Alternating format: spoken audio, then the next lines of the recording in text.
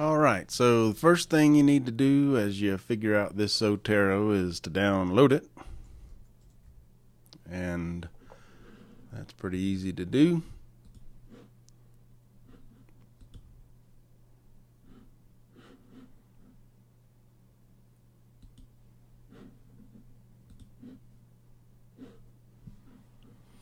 Then at least in Firefox, I think it can work for Chrome and Safari, but I've never tried to use it with those. So you just install now. There you go, and then you have to restart Firefox, and there you are. Then you'll notice that down here in the bottom corner, now you have this Zotero symbol. So now we're just ready to do whatever we need to do. Well, let's have a look at the Zotero interface. You just click on it and it brings it up, and you can make it as large or as small as you want. When you're tired of looking at it, just close it out right there. The first thing you may want to do is to set up your own folder. You know, there's the My Library that has everything, but then you can have these other subfolders. And this is the one I set up when I was talking about this in class. So now you have it ready. If you did want to make your own folder, you click right there, and then up at the top here you name your collection. I'm not going to do that now since I already have some. What else is important here? Well, let's just go ahead and do a bit of searching and see what we can come up with. I'm going to close that, and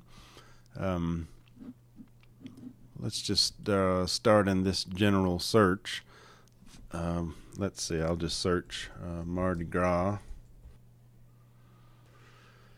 and I get all these hits, lots of them, I guess 87. Now there's a couple of ways that you can do this. You can go and pick out something on its own. So let's say here's some book about Mardi Gras. If I click on that, you'll notice then up here in the URL, oh, isn't this nice? I believe this is a kid's book. If you look up here in the URL, you'll see a little icon. In this case, it's a book. And if you click on that, it saves. If you look down at the bottom right, you see that it's saving. So then to see that it's there, we could call up Zotero here, and in the My Library, we'll find it down here. It's this one, Mardi Gras by Heinrichs. Oh, well, right now it's only in this My Library. If I wanted to put it into one of my folders, you just grab it, pull it over here, and put it where I want. It's in both places. It'll always be in the My Library, but it then will be in the folder where you put it. So let's see what else we can come up with. So if you find an article, let's click on this. This appears to be an article from a journal. And then by pulling that up, then we get this little article symbol. So click there. We see that it's saving. Not only did it save the information, it saved the actual PDF itself, which is a pretty handy thing. So you can then go back and read that any old time. I don't know if for the purposes of this paper you'll have a need to keep notes, but it does have a pretty neat selection where you can add notes to whatever you wanted. So in this space you could write something about the article, maybe some keywords, and if you were doing major research for a an honors thesis or a master's thesis or what have you, you might get a database that was so big, then you'd want to be able to search that way by keywords. I've never really used that. I just might not be the most logical way, but I just don't seem to have enough that it's a difficult thing for me to find them.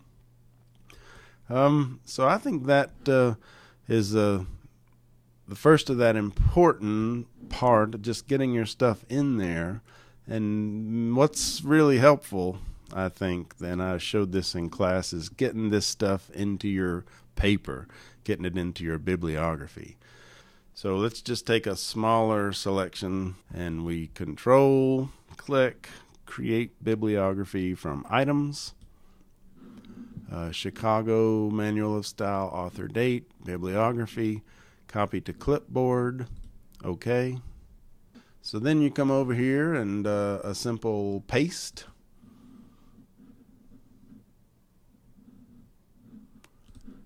And there you go. In this case, that's looking kind of ugly. If you know a lot about formatting, there's probably an easier way to do it, but otherwise you could just go through and create your space. Even still, that's a whole lot easier than having to type it all in. Now, the only other thing that I want you to do is, along with this, maybe next week sometime, I'd like for you to just shoot me a little screen capture of this, just so I can see that you're actually using it and have been able to figure this out. So let me know if you have a question, and I'll just see y'all tomorrow.